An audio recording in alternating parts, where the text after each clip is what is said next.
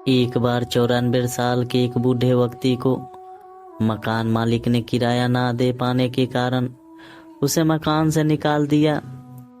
बूढ़े व्यक्ति के पास एक पुराना बिस्तर, कुछ एल्युमिनियम के बर्तन, एक प्लास्टिक की बाल्टी और एक मग के अलावा शायद ही कोई और सामान था। बूढ़े ने मालिक से किराया देने के लिए कुछ समय देने का अनुरोध किया। पड़ोसियों को भी बूढ़े आदमी पर दया आई और उनके कहने पर मकान मालिक को किराया का भुगतान करने के लिए उस बूढ़े आदमी को कुछ दिनों की मोहलत देने के लिए मना लिया। वह बूढ़ा आदमी अपना सामान अंदर ले गया।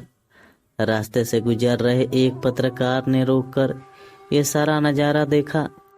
उसने सोचा कि यह मामला उसके समाचार पत्र में प्रकाशित करने के लिए उपयोगी होगा। उसने एक शीर्षक भी सोच लिया, क्रूर मकान मालिक बूढ़े को पैसे के लिए किराए के घर से बाहर निकाल देता है। फिर उसने किराएदार बूढ़े की और किराए के घर की कुछ तस्वीरें ले ली। पत्रकार ने जाकर अपने प्रेस मालिक को इस घटना के बारे में बताया।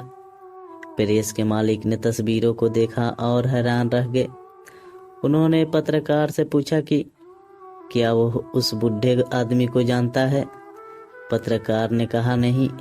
अगले दिन अखबार के पहले पन्ने पर बड़ी खबर छपी, भारत के पूर्व प्रधानमंत्री एक दयनीय जीवन जी रहे हैं। खबर के आगे लिखा था कि कैसे पूर्व प्रधानमंत्री किराया ना देने के कारण कैसे उन्हें घर से बाहर निकाल दिया गया।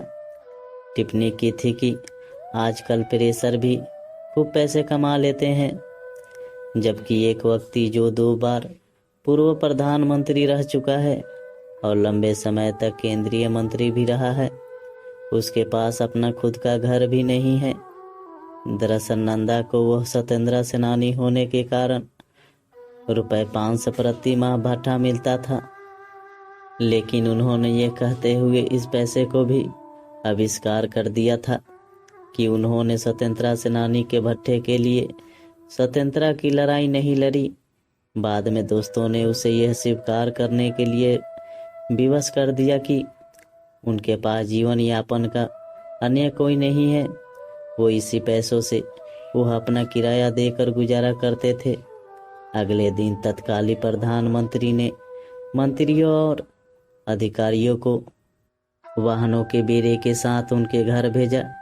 इतने वीआईपी वाहनों के बेड़े को देखकर मकान मालिक दंग रह गया। तब जाकर उसे पता चला कि उसका किराएदार कोई और नहीं बल्कि पूर्व प्रधानमंत्री श्री नंदा जी हैं, जो 2 बार भारत के पूर्व प्रधानमंत्री रह चुके हैं। मकान मालिक अपने किए के कारण तुरंत नंदा जी के चरणों में झुक गया। अधिकारियों और वीआईपीओं ने नंदा से सरकारी आवास और अन्य सुविधाओं को स्वीकार करने का अनुरोध किया।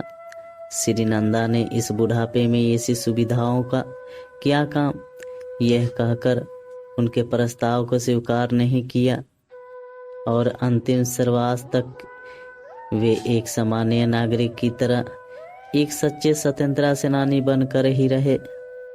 तो दोस्तों, अगर ये कहानी आपको पसंद आई हो तो मेरे वीडियो को लाइक करके चैनल को सब्सक्राइब जरूर कर दें।